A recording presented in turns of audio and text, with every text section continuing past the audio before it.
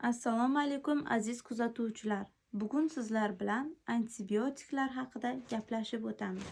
Dastlabki antibiotikimiz azitromitsin hisoblanadi.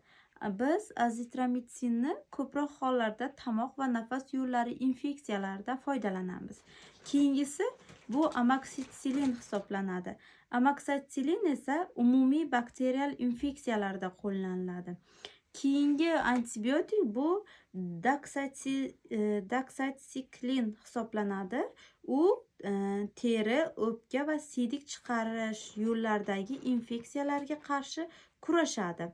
Va undan keyingisi siprofloksatsin hisoblanadi. Siydik chiqarish tizimidagi infeksiyalarga qarshi kurashuvchi antibiotik hisoblanadi.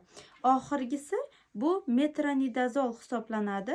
U asosan oshqozon, ichak va stomatologiyada qo'llanuvchi antibiotiklardan biridir.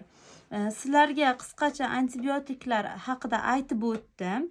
Bu faqat antibiotiklarning aynan qaysi infeksiyalarga qarshi kurashish haqida aytdim, lekin har bitta antibiotikni qabul qilishdan oldin albatta vrach bilan maslahatlashish kerak. O'zboshimchalik bilan antibiotiklarni hech qachon qabul qilmang. Sababi ularda kuchli reaksiya yuz berishi mumkin. Shuning uchun albatta mutaxassis bilan maslahatlashishingiz so'raladi. E'tiboringiz uchun rahmat.